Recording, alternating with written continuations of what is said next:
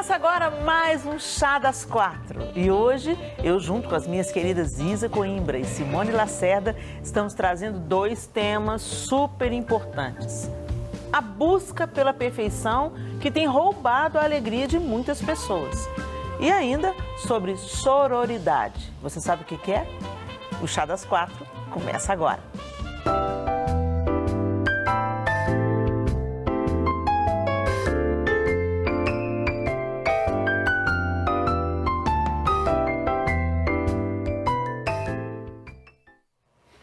E para começarmos esse programa, vamos conhecer um pouco mais da nossa convidada de hoje. Casada há 22 anos com Leonardo Quintão, Poliana Quintão é mãe de 3 filhos, Ana Vitória, João Vitor e Ana Clara. Ela se formou em farmácia e bioquímica, mas atuou por pouco tempo na área. Optou por se dedicar integralmente à família. Poliana cresceu em um lar cristão e aprendeu desde pequena com os pais a amar o Senhor. Há 20 anos participa de um grupo de oração de mulheres interdenominacional. Em 2009, criou uma célula para crianças que cresceu muito com a mudança dela para Nova Lima. Na pandemia, começou o trabalho de mentoria Experiência do Lar, onde se reúne com outras mulheres para falar sobre a importância dos lares serem repletos do Senhor. Todos os dias eu estou em tuas mãos. Desde quando me levanto até... Muito bom! Seja bem-vinda, Poli. Prazer, Helena. É uma alegria receber você aqui, que sabia? Que alegria, Simone, Isa. Muito obrigada, viu, pelo convite. Você está entre amigas e Estou à vontade aqui. A gente se sente inspirado pela sua vida, porque a gente sabe disso tudo aí que Deus tem feito em você e através de você. É assim que acontece, né? Aleluia. O Senhor vai trabalhando dentro da gente, movendo, curando, transformando, despertando. E quando a gente pensa que não, está transbordando. É verdade. E a gente fica muito feliz de saber que você tem... Graça e bondade do Senhor, né? Graça e bondade. E a gente sabe que você tem transbordado por onde você passa. Então, bora conversar, gente? Vamos. Essa história de... essa mania de perfeição. Porque nós estamos vivendo um tempo das redes sociais, que é advento. Maravilhoso, porque você consegue acompanhar a rotina, a vida de amigos distantes, né? Eu tenho amigos que moram na Nova Zelândia, por exemplo. Então, quando eles postam alguma coisa nas redes sociais, a gente se sente participando, né? Então, é uma delícia. Mas também o advento das redes sociais aumentou, vamos dizer assim, a insatisfação com a vida que se vive. Porque no Instagram, nas redes sociais, tudo parece bonito, perfeito, sem desafios, né? Como num programa de TV. Gente, vocês estão assistindo a gente aqui, né? A Luzinalva estava aqui fazendo uns stories na gravação dos programas, falando assim, você está vendo todo mundo bonito assim, você não sabe os pegas que dá. Né? Na última hora, os imprevistos, as cenas atrás das câmeras, né? Então, aqui... Parece tudo perfeito, tudo coordenado, tudo direitinho. Mas na vida não é assim. A vida é cheia de imprevistos. Na vida não segue um script. Às vezes, coisas que a gente idealiza fracassam. Né? E o mais importante é a gente entender que é exatamente isso que nos fortalece, né? Para viver a vida, né? Então, a gente, de alguma forma, na rede social, a gente tira aquilo que, na verdade, nos forma. Então, é um crime, praticamente, né? Só mostra o bonito, né, Isa? Vocês acham que essa mania de perfeição, que está roubando a alegria de muitas pessoas no mundo hoje, elas sofreram vamos dizer, uma influência direta dessas questões das redes sociais, do YouTube, do Instagram, do Facebook? Vocês acham que tem essa influência direta? Eu acho que totalmente. Eu acho que a comparação, né, Helena? Eu acho que as mulheres começaram a se comparar os corpos, comparar a vida, comparar os casamentos, a criação de filho. Então, eu acho que isso foi a tragédia mesmo, né? Que começou a trabalhar na mente das mulheres e trazer depressão, né? Trazer crise de ansiedade, tantas outras coisas que a gente tem visto aí. E uma hoje. comparação irreal, né? Porque a gente vê uma parte da vida de alguém, a gente não vê o todo. Mas se a gente visse de pertinho, ia ver que a vida do outro é igual à nossa. Então é uma comparação, né, irreal. Sim. Né? Tem um mote de que quem tem muito dinheiro não tem problema, né? Eu acho até engraçado porque a gente tem a Lagoinha Orlando. E várias vezes eu já vi as pessoas falando no perfil do pastor, por que você não vai ser missionário na África? Vai para Orlando ser missionário? Né? Na verdade, na África, talvez pela ausência de muitas coisas de necessidade, se você chega e apresenta Deus, a pessoa vai abraçar Deus. Mas quando você chega na vida de uma pessoa que pensa que tem tudo, a terra é muito mais seca, muito mais difícil. Né? Eu já ouvi, por exemplo, as igrejas na Europa, as dificuldades que elas atravessam por causa mesmo do humanismo, do individualismo. E uma pessoa falou, meu Deus, tá aqui, ó, meu braço, minha força, meu talento. Literalmente eles falam isso, né? E se passa uma imagem assim, de que a vida do outro é perfeita porque ele está postando a foto em tal lugar, ele tem mais recursos financeiros do que eu, e isso é uma mentira. Eu vou ilustrar uma história triste aqui para vocês. Vamos comentar essa história baseado nisso, a vida irreal bagunçando a vida real. Essa história me foi contada por fonte fidedigna e que é uma história real.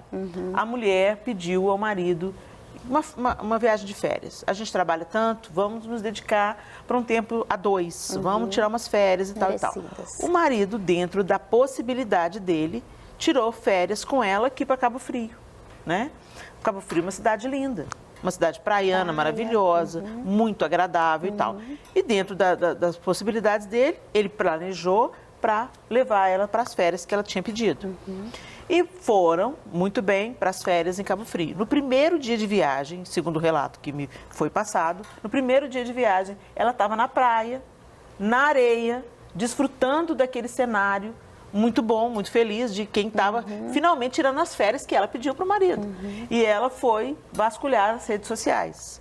E ela viu uma amiga que postou uma foto que também estava de férias em um outro país.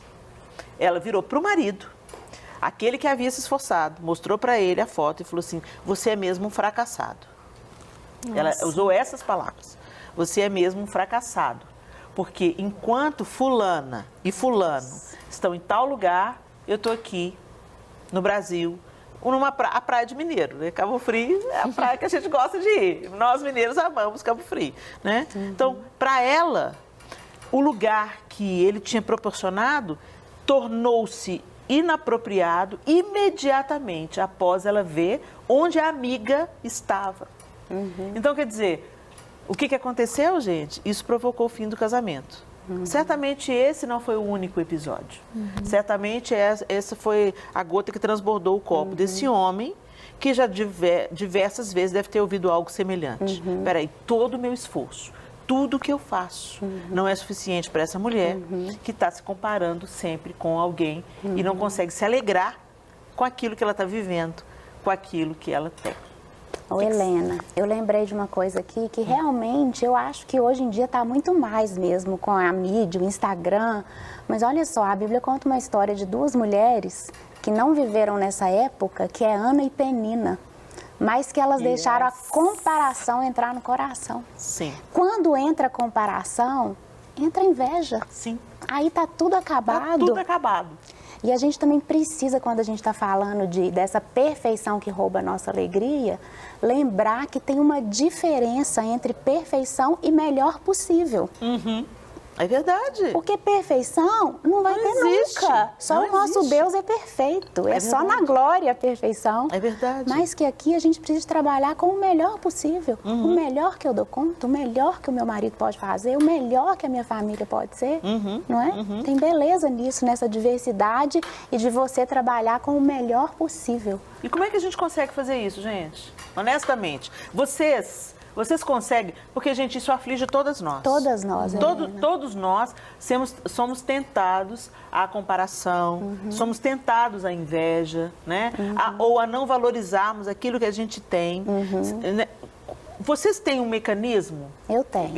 Eu achei um, mas compartilha. Vou compartilhar. Vamos compartilhar? Eu tenho. Quem está em casa, que está sofrendo com isso, né? Com a comparação, o que a gente pode fazer efetivamente para se ver livre disso? O que você faz, Poliana? Quando eu começo a perceber que tem uma coisa ruim, que está minando minha energia, porque esse lugar de perfeição, Helena, rouba as nossas forças, né? Rouba? Você querer a perfeição, rouba as suas forças. Então, a primeira coisa que eu faço é: Deus, me ajuda aqui a vasculhar o meu coração agora. E falar em voz alta: Senhor, isso é inveja que eu estou sentindo. Me perdoa, Senhor. Não deixa, não, as sementes que estão entrando aqui na minha mente, agora, em nome de Jesus, Senhor, me ajuda, eu quero repreender isso da minha vida. E começo a agradecer pelas coisas que eu tenho, pela bondade do Senhor, porque senão a gente entra na murmuração, né? Que é uma adoração a Satanás, né? Exatamente. Então a gente precisa... o mecanismo é isso. Primeiro eu paro de ver aquilo que não está me edificando. E aí eu vou para o meu cantinho lá, meu coração, Senhor. Eu acho que um ponto 2 aí, dando um segundo passo, né, da sua fala, Poliana, é a gente ter uma autoconsciência, né, conseguir olhar para dentro e entender as fases da vida, né? Então é uma fase que assim, que eu, né, tem 6 anos que eu tô trocando fralda, que eu tô com aquela noite compromissada, né? Porque eu resolvi, A né? fase de nenhum xixi completo. Essa fase, né? Essa é boa. Da minha intencionalidade, do que eu quero como família. Então eu tô focada nisso. Então eu preciso entender que o meu cabelo vai cair, que o meu corpo não vai ser como o da fulana, né? Que o meu tempo é diferente, minha vida social não é a mesma que eu tinha antes. Então, eu acho que essa autoconsciência de você entender os tempos da vida, As estações, isso te né? traz uma gratidão É e te verdade. faz evitar a murmuração. É verdade. Porque você vai viver aquela fase que você está vivendo e isso vai trazer para você um conforto, vai trazer para você, né, aquela recompensa futura e também momentânea, porque a gente precisa aprender a se alegrar com o hoje. O que eu tenho hoje é o Cabo Frio, mas eu vou arrasar Vai ser o em Cabo melhor Frio. Cabo Frio. O que eu tenho hoje é noite sem dormir, então vai ser a melhor noite sem dormir. Então a gente se alegrar também nesses momentos e entender as fases, né? Eu acho muito importante você aproveitar o melhor da circunstância que você está vivendo. E fazer o melhor dentro daquilo que você pode. O melhor possível, O melhor né? possível com excelência dentro daquilo que você pode. Então, assim, uma pessoa às vezes fala assim, mas eu não tenho recurso financeiro para montar essa mesa assim. Mas o que você tem? Você pode limpar, deixar bem limpinha aquela xícara na sua casa.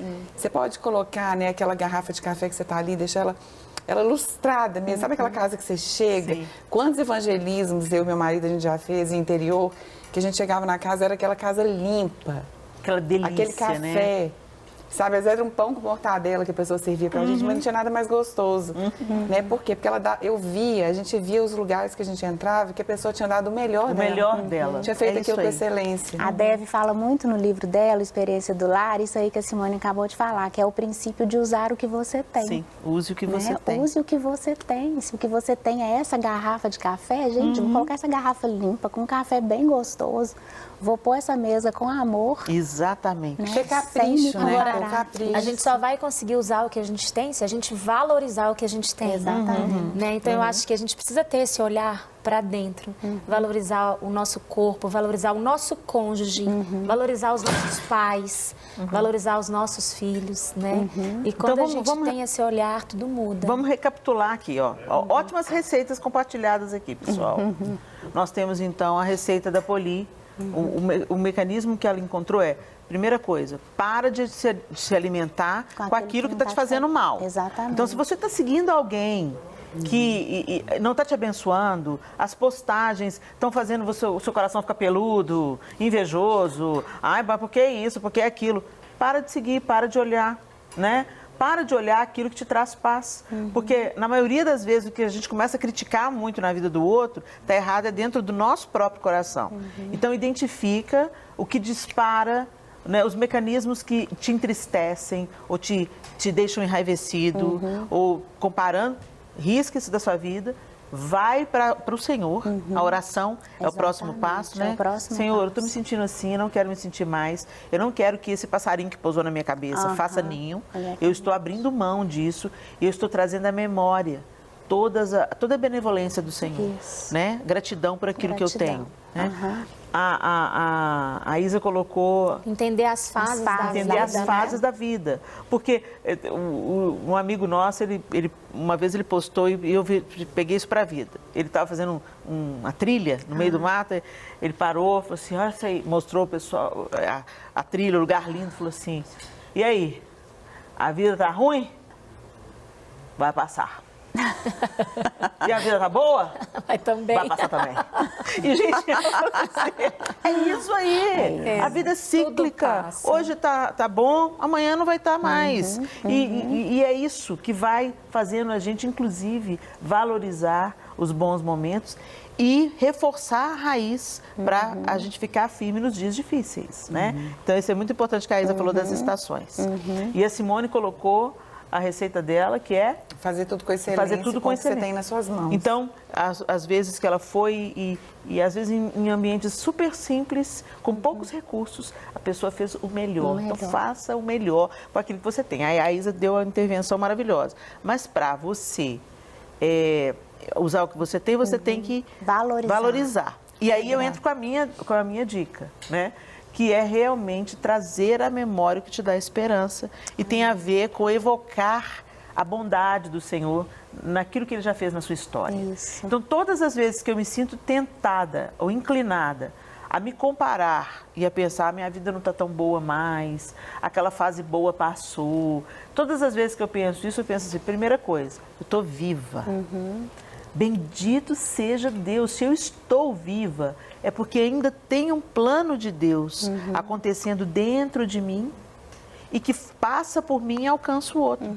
Então, o Senhor está trabalhando. A gente pensa, gente, que o que é bom é o que vai aparecer. E normalmente não. O que é muito bom, você vai viver sem câmeras por perto. O pessoal fala assim, Helena, uma vez eu estava com uma fase de muitas viagens, muita coisa, a pessoa falou assim, você diria que você está vivendo a melhor fase da sua vida? Eu, passou nem perto, filho. Sabe a melhor fase da minha vida? Quando eu vi meus filhos vindo ao mundo. Eu vi a carinha da Clara, do Miguel, do Arthur, a médica colocou eles aqui no meu peito, não tinha nem câmera. Era só eu e o João vivendo aquele momento singular que nunca mais saiu da minha memória. Então, quando eu estou, às vezes, sendo confrontada, ou o bichinho da inveja, da comparação, vem tentar me... Peraí, oh Deus... Quantas bênçãos, quantas são. E aí a gente vai trazendo à memória tantas coisas boas que a gente já viveu. É verdade. E hoje eu estou viva, hoje eu estou com saúde, bendito seja Deus. O Senhor tem me sustentado dia após dia. Eu não sou mais a menina de 20 anos. Algumas coisas eu perdi, mas outras tantas eu ganhei. Então eu acho que quando a gente começa a trazer à memória, o que pode dar esperança, né, gente? E em cima disso, eu acho que é interessante quando a gente entende que as construções, as árvores, tudo começa para baixo, né? Então a gente não pode olhar o fruto de alguém e julgar por que aquela pessoa tem aquele fruto, por que aquela pessoa está vivendo isso. A gente não sabe o que ela construiu para baixo, o que ela já passou, né? Então a gente às vezes só vê o fruto da pessoa e julga o fruto ou acha que aquela pessoa não deveria estar vivendo aquilo, mas a gente não passou na vida dela para saber o que ela já construiu. Então a gente ter esse olhar para o outro também, né, de respeito, e a gente depois vai falar sobre esse assunto aqui, né? É isso aí. Vamos chamar um homem para essa conversa, que está muito boa, e esse homem é para lá de especial. No nosso contraponto de hoje, o pastor Márcio Valadão vai nos falar o que ele pensa sobre perfeição. Vamos acompanhar?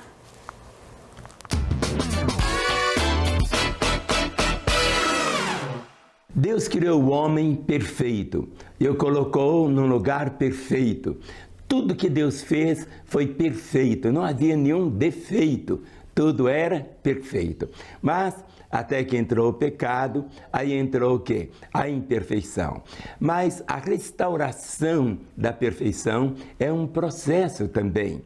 Por isso que quando uma pessoa nasce de novo, antes era como se fosse uma lagarta. Ela nasce de novo e vira o quê? Uma borboleta. Mas a perfeição que Deus tinha era exatamente como para se experimentasse essa metamorfose para levá-lo à perfeição. Quando alguém vem para Jesus, realmente a vida dele entra num novo patamar que é chamado também de perfeição. Mas agora a perfeição não é alguma coisa assim tão imediata, ela vai crescendo.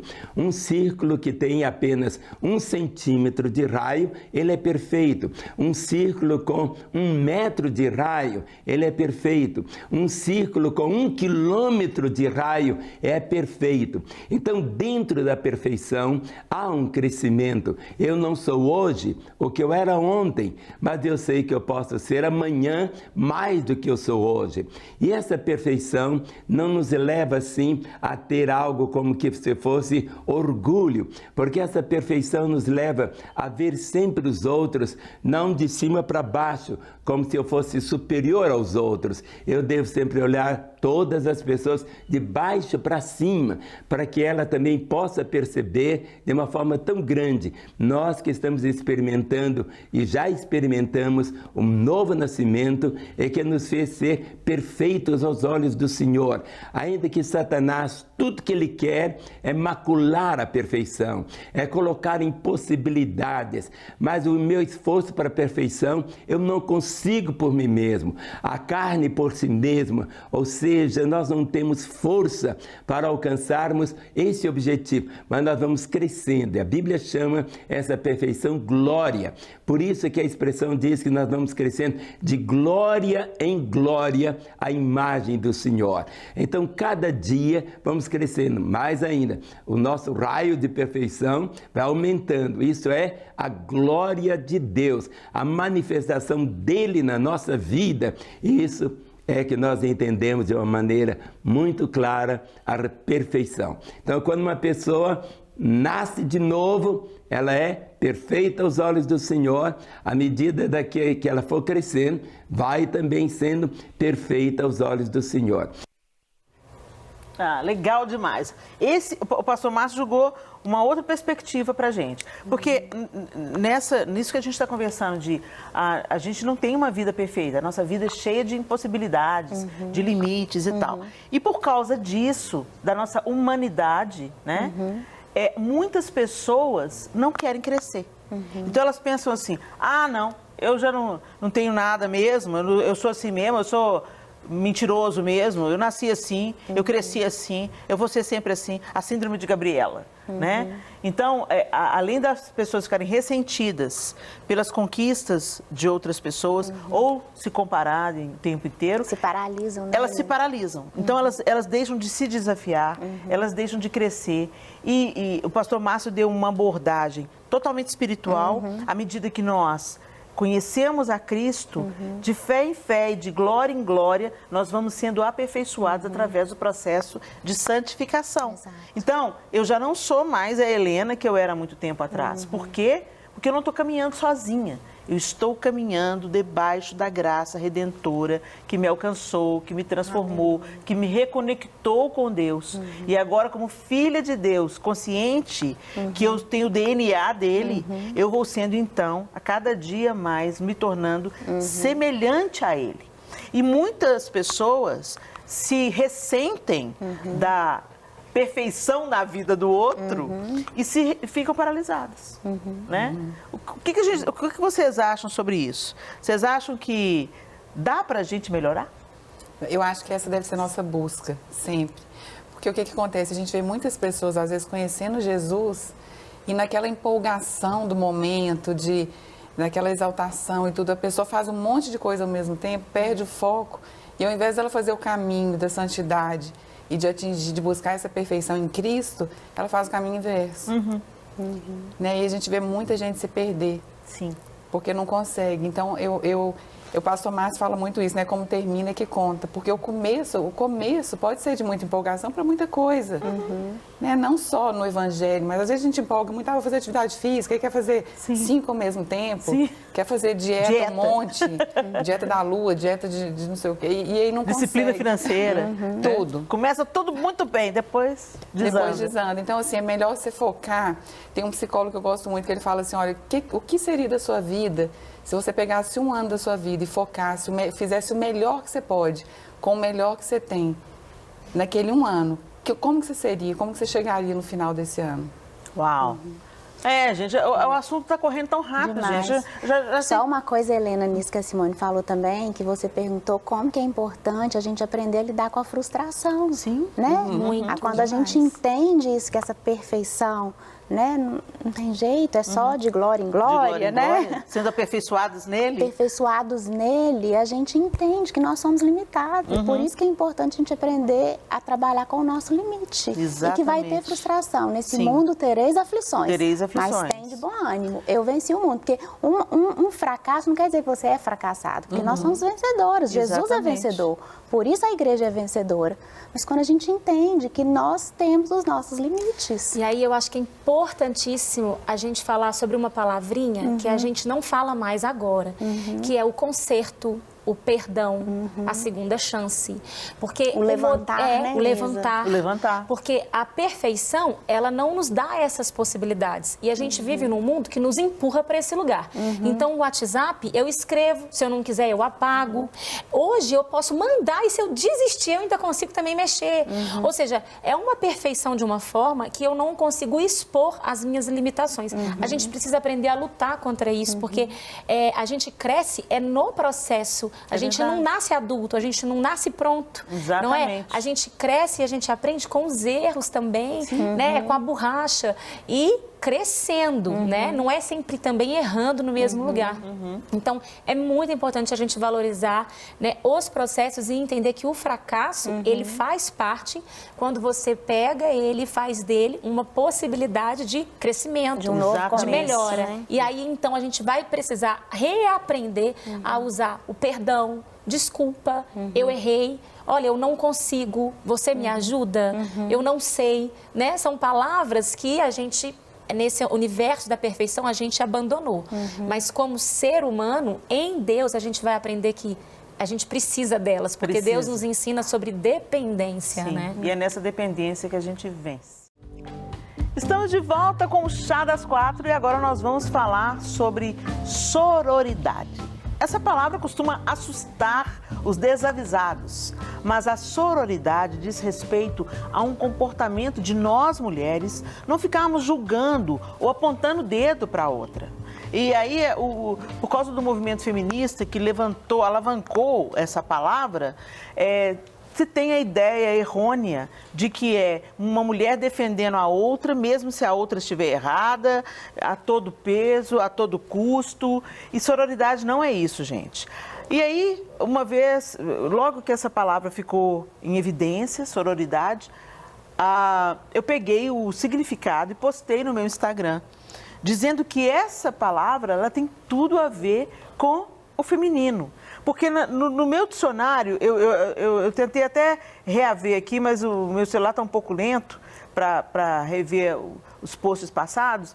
Mas se eu não estou enganada, o que estava dizendo é uma mulher que defende a outra, uma mulher que tem empatia com a causa da outra e é uma relação de irmandade entre mulheres. E eu achei que isso tem tudo a ver com o cristianismo. Nós, mulheres cristãs, deveríamos ser o maior exemplo de sororidade, ou seja, empatia com a causa da nossa irmã, tomarmos as cargas uns dos outros, tentarmos nos colocar na dor da outra, na necessidade da outra e nos levantarmos como cooperadoras umas das outras. Isso deveria ser algo inerente à mulher cristã.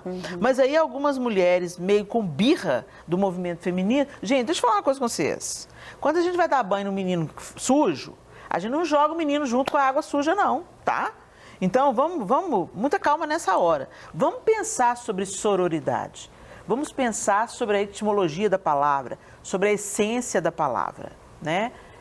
Cooperação e empatia entre irmãs, né? Uma mulher enxergar a outra não como uma rival, enxergar a outra como uma irmã. Uma irmã que passa pelas mesmas coisas que eu, que sente coisas semelhantes que eu sinto. Uma irmã que é mãe como eu sou mãe, que às vezes está com o filho vivenciando a mesma situação que eu estou vivendo como mãe. E a gente pode se ajudar como mulheres. Então, em nome de se rejeitar uma palavra por causa de um movimento ou de uma ideologia, a gente para de cumprir o que a gente precisa cumprir. A gente para de pegar essa palavra e dar a ela o verdadeiro sentido que ela tem que ocupar. O que vocês acham disso? Vocês já tiveram alguma situação assim de sororidade? E falta dela também. Falta dela também. Vamos ser honestas, né? Com certeza. Então, eu acho que às vezes a gente até tem mais facilidade de lidar com isso na dificuldade do que na alegria. Que era um pouco até do que a gente estava falando anteriormente dentro do perfil da perfeição. Né? Mas como irmãs, eu acho que nós temos resgatado isso já há algum tempo. Acredito que Deus tem levantado mulheres de Deus para retornar com esse assunto, trazer isso à luz, para a gente entender que nós não somos rivais, né? E a minha vulnerabilidade, ela não é um lugar onde eu me escondo, onde eu não falo a minha fragilidade, eu não compartilho, mas ela se torna um lugar para cura de outro, né? Ou para que outro me cure, ou outra me ajude. Então, acho que a gente tem descoberto um pouco sobre isso, né?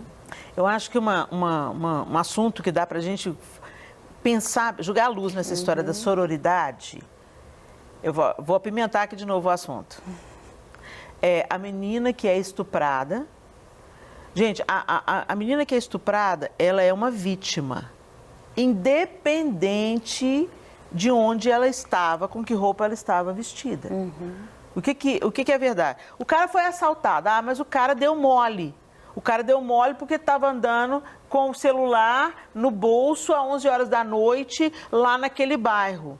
Ô, gente, o bandido, o errado é o ladrão. O errado é sempre o ladrão, foi o ladrão que roubou. Nós vivemos numa realidade cruel, ok, onde a gente pode tomar atitudes, aprender com a nossa realidade de queda, né, onde o mundo está desconfigurado do plano original, e a violência existe, e o roubo existe, o latrocínio existe, tudo existe. Mas aí o que você pensa? Então eu vou procurar prevenir um problema, evitar um problema. Mas aí uma vítima que já passou por um estupro, ela é culpada, ela é culpabilizada. Então, por exemplo, ela foi estuprada? Foi. Isso é um crime, ponto final. Mas aí já se pergunta, mas onde ela estava? Com que roupa ela estava usando? Ninguém pergunta que roupa um homem estava usando quando ele foi assaltado. Mas ela também não era fácil, né? Ela também não era fácil, entendeu? Gente, estupro é crime. Ninguém merece ser estuprado. Ela podia estar pelada na rua, entendeu? Ela podia estar andando pelada na rua. Mas os homens são levados por aquilo que vem. Sim, então por causa disso, por causa dos psicopatas, né, de plantão, a gente vai ensinar as nossas filhas. Mas o fato é que, quando a gente pega um número da Polícia Militar, a maior parte dos estupros acontecem nas primeiras horas da manhã, em mulheres usando saia normal, saia midi, saia normal. Então, ela não estava com a calça justíssima, ela não estava com o shortinho, ela não estava na noitada, entendeu? A maior parte... Eu conheço mulheres que foram estupradas na caminhada matinal, entendeu? Então, assim, não dá para ficar... E o que faz isso? Não enxergar o outro é tentar culpar a vítima. Isso é uma absoluta ausência de sororidade. Né? Eu posso ter misericórdia da outra. Pensar, não, gente, ela não estava querendo ser estuprada, ela só estava querendo ir, ela estava indo para academia de body e de bermuda, ela não estava querendo seduzir ninguém. Né? E mesmo que se ela quer seduzir alguém, vamos supor, né? A gente não está lidando no nosso fechado mundo de Bob, gente. A gente não está lidando só com mulheres cristãs aqui que foram transformadas e tem uma outra leitura da vestimenta e de como que a gente vai se comportar. Mas o fato é que a roupa não vai impedir ninguém de ser estuprado. O que é errado é errado. O que é errado né, é errado, o bandido é bandido. O estuprador é estuprador. O crime é o estupro, não é a roupa que está se usando. Então, isso evidencia, quando a gente vê esse tipo de conversa, mulheres descendo a lenha. Gente, é tão incrível. Às vezes a gente está tão habituada que a gente escuta uma história dessa e a gente...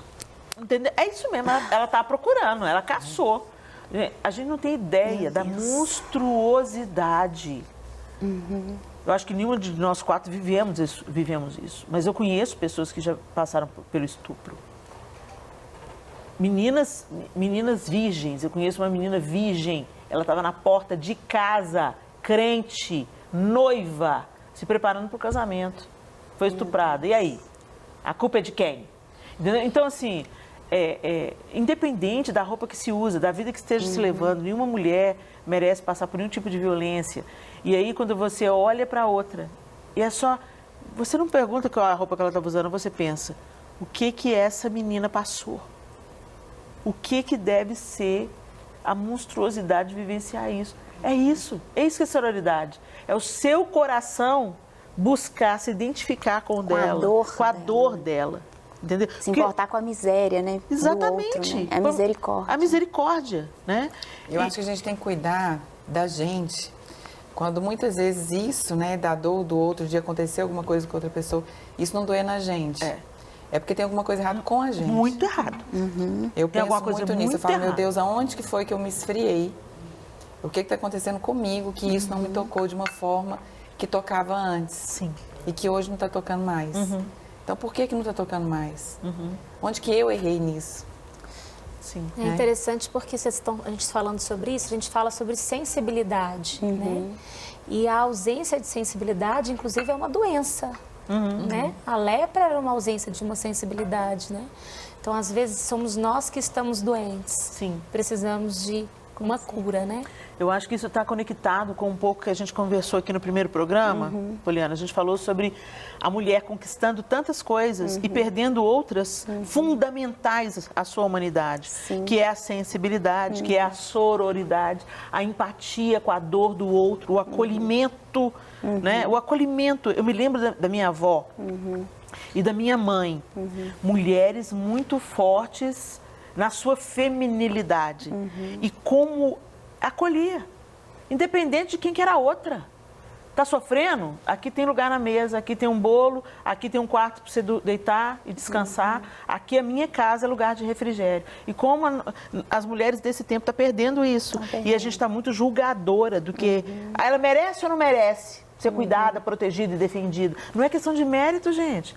Jesus falou para a gente amar o outro como ele nos amou. Ô, Helena, e olha esse versículo também que tem em Colossenses, que Paulo deixa uma ordem aqui pra gente se revestir de ternos afetos de misericórdia. Revestivos desses ternos afetos de misericórdia. Onde que tá isso na nossa vida, né? Tô falando pra mim aqui primeiro, Poliana. Isso tem tudo a ver com sororidade. Tudo a ver. Sororidade é estar revestida de ternos afetos de misericórdia. E é uma ação.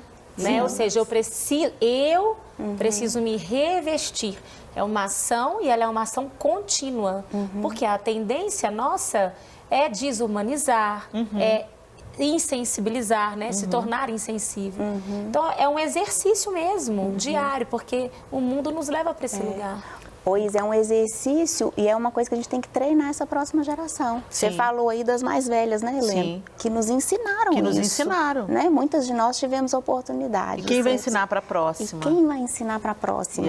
A ser sensível, né? A ter misericórdia, colocar isso na prática, né, Isa? A gente precisa se preocupar com isso, a levantar uma geração. As mais velhas... Ensinem as mais jovens. É isso mesmo. E tem pessoas que falam assim, mas o que adianta eu fazer isso por essa pessoa? O que vai adiantar? Ela não vai valorizar. Eu falo muito assim, olha, isso vai mudar, pode não mudar ela, mas você vai mudar.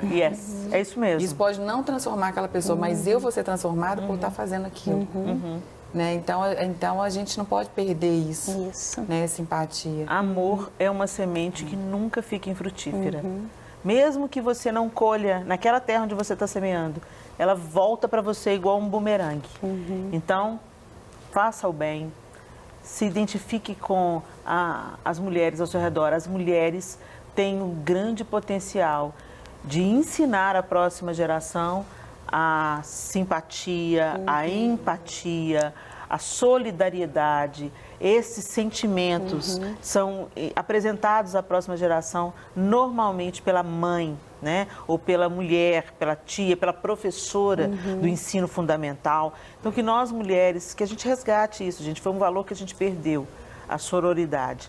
E não, a sororidade não é do feminismo, a sororidade é do feminino, revestivos de ternos afetos de misericórdia, né? Que a gente resgate isso e que a gente perca a crueldade na maneira que a gente se dirige a outras mulheres, na maneira que a gente se refere a outras mulheres, que a gente levante, encoraje e seja instrumento de cura, né?